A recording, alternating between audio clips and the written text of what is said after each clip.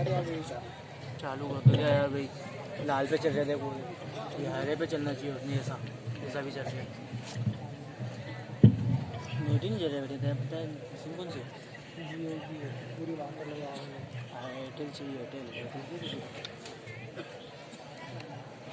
جو اس پہ ایئرٹیل دے سکتے ہو کوئی بھی نہیں دے سکتا فی الحال، جو اس پہ ایئرٹیل دے گا کوئی بھی نہیں دے پائے گا،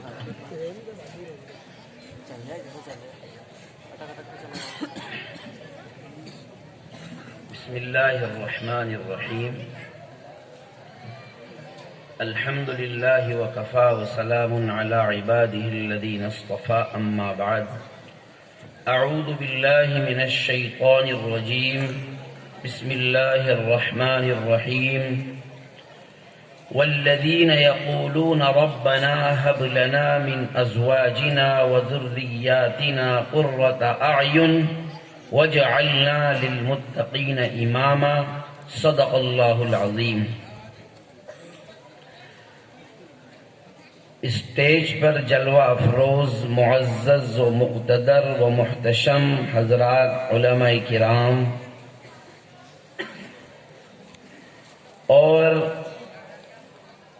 اللہ کی مقدس ترین کتاب قرآن مجید کی مناسبت سے رات کے اتنے حصہ گزر جانے کے باوجود بھی اس مجلس میں اپنی شرکت کو برقرار رکھنے والے معزز سامعین کرام اور قابل احترام حضرات خواتین اور امت کے مستقبل کے طور پر نورانی قمقمے بن کر چمکنے والے مدرسہ حضرت عمر رضی اللہ تعالی عنہ کے طلباء اور طالبات، کافی دیر سے الحمدللہ آپ حضرات نے بھی پروگرام سنا اور یہاں بیٹھ کر بھی لوگوں نے سنا، گھروں میں بیٹھ کر بھی لوگوں نے سنا، اور اس انقلابی اور تاریخ پلٹ دینے والے اور تاریخ بدل دینے والے پروگرام کے بعد، اس لیے کہ تاریخ جو تھی وہ کتنی تھی؟ ارے بھائی تاریخ کتنی تھی؟ پروگرام کی 17 تھی، 16 تھی، 16 تھی 17 ہو گئی، تو ایک تاریخ بدلنے والا پروگرام طلباء نے پیش کیا جس نے وقت کو بدل دیا، تاریخ کو بدل دیا، اور کتنا بڑا انقلاب چاہیے آپ کو بتائیے۔ ماشاءاللہ طلباء کے اس پرمغز پروگرام کے بعد، جس میں مجھے بتائیے کون سی ایسی چیز ہے جو آپ کو نہیں ملی، مجھے بتا دیجئے، وہ میں بیان کر دیتا ہوں۔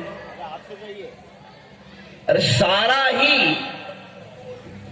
بچوں نے شروع سے لے کر اخیر تک الحمدللہ ایسا قابل اطمینان پروگرام پیش کیا۔ ایسے موقع پر سب سے پہلے ہم مبارکباد پیش کریں گے اور حوصلہ افزائی کے کلمات پیش کریں گے ان ننھے منھے بچوں کی خدمت میں، جنہوں نے اپنے حوصلے کو دکھایا، اپنے جذبے کو دکھایا، اپنے اساتذہ محترم کی محنت کی، غمازی کی، اس کی عکاسی کی، اس کی ترجمانی کی، اپنے مدرسے اور اپنے مکتب کی تعلیم کے نمونے پیش کیے، تو سب سے پہلے یہ بچے مبارکباد کے قابل ہیں۔ دوسرے نمبر پر مبارکباد پیش کی جاتی ہے ان بچوں کے والدین کو کہ جنہوں نے اپنی علمی بیداری کا ثبوت دیا، جنہوں نے اپنے دینی ہونے کا ثبوت پیش کیا، قرآن سے، اللہ سے، رسول سے اپنے تعلق والا ہونے کا ثبوت پیش کیا۔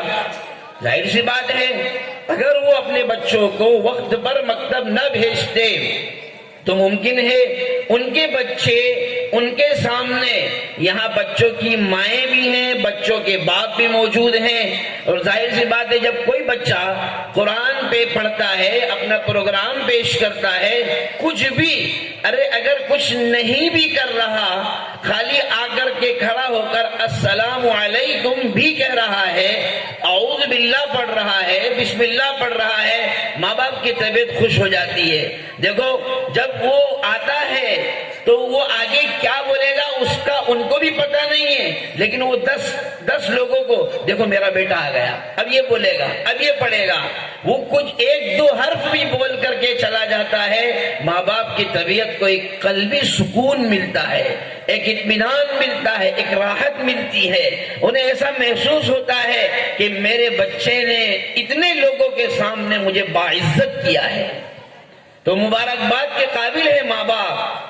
تیسرے نمبر پر بہت زیادہ مبارکباد کے قابل ہے وہ منتظمین جلسہ، جنہوں نے آج کا یہ اجلاس منعقد کر کے اور اتنا لمبا چوڑا انتظام کر کے طلبہ کی حوصلہ افزائی کی، اس پروگرام کے لیے محنتیں کی، کوششیں کی، اور یہ فکریں کی کسی ترکیب سے، کسی بھی اعتبار سے یہ پروگرام کامیابی کی طرف پہنچ جائے اور کامیابی سے ہم کنار ہو جائے، وہ تمام منتظمین حضرات بھی مبارکباد کے قابل ہے۔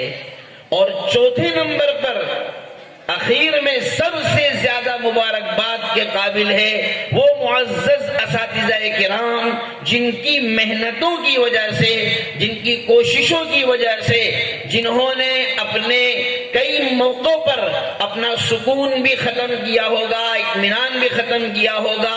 کئی ایسے مراحل بھی آتے ہیں ایسے پروگرام کی شکل میں، ابو کا فون آ رہا ہے نہیں اٹھا پا رہے ہیں، امی کا فون آ رہا ہے نہیں اٹھا پا رہے ہیں، اہلیہ کا فون آ رہا ہے نہیں اٹھا پا رہے ہیں۔ کیوں؟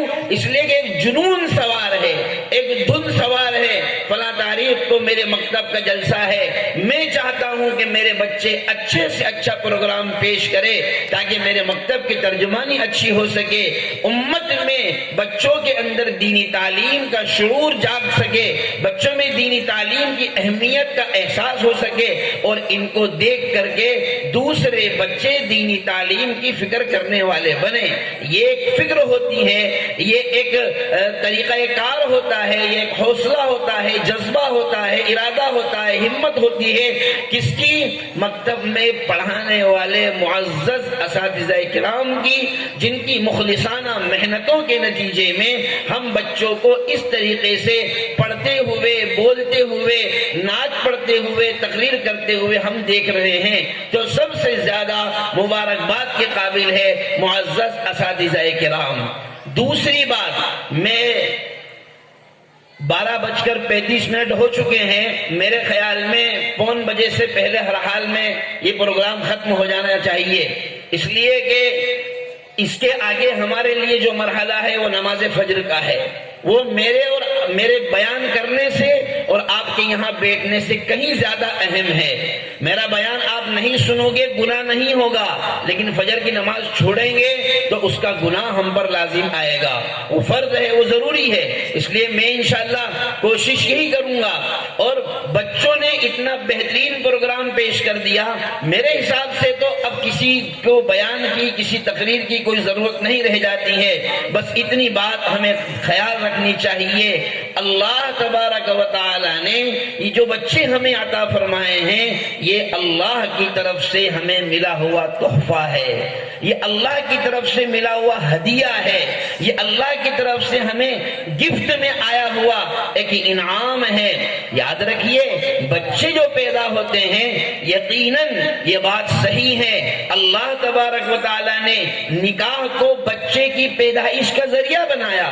حضرت جناب رسول اللہ صلی اللہ علیہ وسلم نے ایسی عورتوں سے نکاح کا حکم دیا ہے کہ جو بچے پیدا کرنے والی ہوں، یقیناً یہ بات صحیح ہے، اور بچے کی پیدائش میں نکاح کا ایک بہت بڑا رول اور بہت بڑا اہم کردار ہوتا ہے، لیکن میرے بھائیوں یہ بات یاد رکھیں، نکاح کے نتیجے میں یہ بات ضروری نہیں ہے کہ بچہ پیدا ہو ہی جائے، اس لیے کہ اللہ تبارک و تعالیٰ کی اگرچہ عادت یہی ہے کہ نکاح کے صلے میں بچے کا تحفہ عطا فرماتا ہے، لیکن اس کی قدرت یہ ہے کہ حضرت آدم علیہ السلام کو بغیر ماں باپ کے پیدا کیا، حضرت عیسیٰ علیہ السلام کو بغیر باپ کے حضرت مریم رضی اللہ تعالی عنہا سے پیدا کیا، تو بغیر ماں کے بھی پیدا کرنے پر قادر ہے، بغیر باپ کے بھی پیدا کرنے پر قادر ہے، بغیر ماں باپ کے بھی اپنی قدرت کن فیکون سے پیدا کرنے پر قادر ہے۔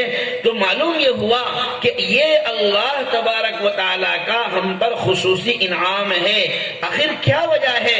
بڑے بڑے امیر کبیر لوگ، لاکھوں کروڑوں کے مالک، جائیدادوں کے مالک، بنگلوں کے مالک، جو اپنے پیسوں کے ذریعے سے حکومتیں خرید سکتے ہیں، ملک خرید سکتے ہیں، سوسائٹیاں خرید سکتے ہیں، لوگوں کو خرید سکتے ہیں، افراد کو خرید سکتے ہیں، جماعتوں کو خرید سکتے ہیں، سب کچھ کر سکتے ہیں، لیکن 15 سال 20 سال کا عرصہ گزر گیا، اولاد ہونے کے لیے تیاری نہیں ہے، ماں باپ کوششیں کر رہے ہیں، کون سا علاج ہے جو نہیں لیا؟ کسی نے کہا فلاں درگاہ پہ چلے جاؤ، وہاں چلے گئے، کسی نے کہا کہ درگا جی کے پاس چلے جاؤ، وہاں چلے گئے، کسی نے کہا فلاں بابا سے تعویذ لے لو، بابا کا تعویذ بھی لے لیا، یہ کر لو وہ کر لیا، فلاں سا کیا جو لوگوں نے مشورے دیے سارے مشورے کر لیے، اس کے باوجود بھی اللہ تبارک و تعالیٰ نے مقدر میں نہیں لکھا، تو بوڑھے ہو گئے لیکن اولاد نہیں ہوئی۔ معلوم یہ ہوا کہ جن کے یہاں ہوئی ہے وہ اللہ تبارک و تعالیٰ کی طرف سے تحفہ ملا ہوا ہے۔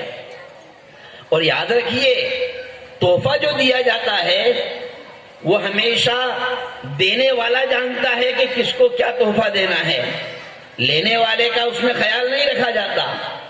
اور تحفہ جو دیا جاتا ہے وہ کسی کام کے عوض نہیں ملتا ہے۔ ایک مزدور آپ کے یہاں کام کرتا ہے، صبح سے لے کر شام تک 300 روپے آپ نے اس کو دے دیا، آپ نے احسان نہیں کیا، اس نے کام کیا ہے تو دیا ہے، آپ اس کو ہدیہ نہیں بول سکتے، آپ اس کو گفٹ نہیں بول سکتے، وہ تو اس کا عوض ہے، وہ تو اس کی تنخواہ ہے جو آپ کام کرنے کے بدلے میں اس کو دے رہے ہیں۔ لیکن اللہ تبارک و تعالیٰ نے ہمیں جو اولاد عطا فرمائی ہے وہ ہبہ ہے، ہدیہ ہے، اور ہدیہ دینے میں اللہ تبارک و تعالی ہی مالک ہے اور وہی جانتا ہے کس کو کیسا ہدیہ دینا ہے۔ اسی لیے اللہ نے کسی کو گورے بچے دیے ہیں، کسی کو کالے بچے دیے ہیں، کسی کو موٹے دیے ہیں، کسی کو دبلے دیے ہیں، کوئی بچہ ایک کلو کا ہوتا ہے، کوئی بچہ 2 کلو کا ہوتا ہے، کوئی 3 کلو کا ہوتا ہے۔ اور پھر جب ہدیہ دیا جاتا ہے تو پھر ہدیہ دینے والا وہ اس کا مالک ہے، تو اس کا استعمال کا طریقہ بھی وہی بتلائے گا کہ اس ہدیے کو استعمال کیسے کرنا ہے۔ اگر آپ کو کسی نے موبائل گفٹ میں دیا تو ظاہر سی بات ہے، اگر 4G موبائل ہے، 5G موبائل ہے، آپ اس کے اندر 3G کی سم لگاؤ گے یا پرانے زمانے کی وہ بڑی سم آیا کرتی تھی وہ لگاؤ گے، وہ نہیں چل سکتی ہے، وہ ہزاروں کا موبائل ہے، لیکن آپ اس کا استعمال غلط طریقے سے کریں گے، آپ کو لوگ بیوقوف کہیں گے، پاگل کہیں گے، دیوانے کہیں گے۔ معلوم یہ ہوا کہ جب ہدیہ کسی کی خدمت میں پیش کیا جاتا ہے تو اس ہدیے کا استعمال کیسے کرنا ہے وہ مالک ہی بتاتا ہے کہ میرا یہ ہدیہ ہے، ہم نے آپ کو عطر دیا ہے، آپ اس کو کپڑوں میں لگائیے، یہ خوشبو ہے، آپ کو کپڑا دیا گیا، آپ اس کو استعمال کیجئے، سلا کر کے پہنیے، کرتے کا کپڑا دیا گیا، اگر اس کا پاجامہ بنا لیں گے تو وہ جو ہے الٹا ہو جائے گا۔ تو معلوم یہ ہوا کہ ہدیہ جب دیا جاتا ہے تو اس کے استعمال کرنے کا طریقہ بھی ہدیہ دینے والا ہی بتلاتا ہے۔ اللہ تبارک و تعالی نے ہمیں اولاد کی شکل میں، یہاں بیچ میں ایک بات اور عرض کر دوں، جن لوگوں کے یہاں اولاد نہیں ہے، اللہ نے جن کو اولاد نہیں دی ہے، نا امید نہ ہو، نہیں بالکل نہیں، قرآن کریم نے ایسی مثالیں پیش کی ہیں، اور کمال کی بات یہ ہے اللہ تبارک و تعالی مثالیں بھی پیش کرتا ہے، انبیاء کے گھرانے سے پیش کرتا ہے، انبیاء کی ذات سے پیش پیش کرتا ہے. جن لوگوں کے یہاں اولادیں نہیں ہیں وہ نا امید نہ ہو. کیا ہوا؟ حضرت ابراہیم علیہ السلام ایک قول کے مطابق 90 سال، دوسرے کے مطابق 98 سال، تیسرے قول کے مطابق 100 سال، اور آخری قول جو سب سے بڑا ہے اس کے مطابق 120 سال کی عمر ہو گئی، اولاد ہی نہیں ہے. لیکن اللہ تبارک و تعالیٰ سے دعا کر رہے ہیں، رب هب لی من الصالحین، اے اللہ مجھے کوئی نیک ہدیہ دے دیجئے اولاد کی شکل میں. معلوم یہ ہوا کہ اولاد مانگنے سے کبھی بھی نا امید نہیں ہونا چاہیے. سفیدی آ جائے کوئی فرق نہیں پڑتا، بڑھاپا آ جائے کوئی فرق نہیں پڑتا. اس لیے کہ حضرت زکریا علیہ السلام دعا کر رہے ہیں، رب لا تذرنی فردا وانت خیر الوارثین. اے اللہ میری اتنی عمر ہو گئی، کتنی عمر ہو گئی؟ قرآن کریم نے اس کو بیان کیا، انی وہن العظم منی واشتعل الرأس شیبا، میری ہڈیاں کمزور ہو چکی ہیں، میرے سر پر بڑھاپے کی چاندی چھا چکی ہے، ایک ایک بال سفید ہو چکا ہے. لیکن ولم اکم بدعائک رب شقیا، ایسا تو آج تک نہیں ہوا کہ میں نے آپ سے کوئی دعا مانگی ہو اور میں نا امید ہو گیا ہوں. بس اب تو مجھے اولاد عطا فرما دے. اور کہیں کے لیے عطا فرما؟ یرثنی ویرث من آل یعقوب، جو میری نبوت کا وارث بنے، آل یعقوب کا وارث بنے. یعنی حضرت ابراہیم علیہ السلام نے دعا کی رب هب لی من الصالحین، اور حضرت زکریا نے دعا کی تو انہوں نے بھی یہی دعا کی کہ ایسا بچہ دے جو نبوت کی وراثت کو سنبھال سکے. یعنی دیندار اولاد کا تحفہ ہمیں عطا فرما. اللہ نے ان دونوں کو بھی اولاد عطا فرمائی. معلوم یہ ہوا کہ نا امید کبھی نہیں ہونا چاہیے. بہرحال تو اب جن کو اولاد اللہ تبارک و تعالیٰ نے دی ہیں، یہ جو بچے اللہ نے ہمیں دیے ہیں، اور اللہ تبارک و تعالیٰ نے اس کو ہدیے سے تعبیر فرمایا، تحفے سے تعبیر فرمایا. اب ان ہدیے اور تحفے کا استعمال کا طریقہ بھی اللہ تبارک و تعالیٰ نے ہمیں بیان فرمایا. چنانچہ قرآن کریم میں اللہ تبارک و تعالیٰ نے نیک لوگوں کی صفات، جس کو عباد الرحمن سے تعبیر کیا جاتا ہے، ان کو بیان فرمایا اور فرمایا والذین یقولون ربنا هب لنا من ازواجنا وذریاتنا قرة اعین واجعلنا للمتقین اماما. رحمان کے بندے وہ ہیں جو دعا کرتے ہیں، اللہ سے مانگتے ہیں، اے ہمارے پروردگار ہمیں ایسے جوڑے عطا فرما، ایسی بیویاں عطا فرما، ایسی اولاد عطا فرما جو ہمارے لیے آنکھوں کی ٹھنڈک بنے، اور تو ان کو متقی بنا، اور ہم کو ان متقیوں کا پیشوا بنا. یعنی ہماری بچے نیک ہوں، ہم نیک بچوں کے باپ کہلائیں، ہماری بیویاں نیک ہوں، ہم نیک بیویوں کے شوہر کہلائیں.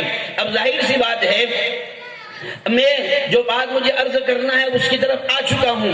ظاہر سی بات ہے جب ہم اپنے بچوں کے بارے میں یہ دعا کریں گے، ایسے بچے عطا فرما جو ہماری آنکھوں کی ٹھنڈک بنے.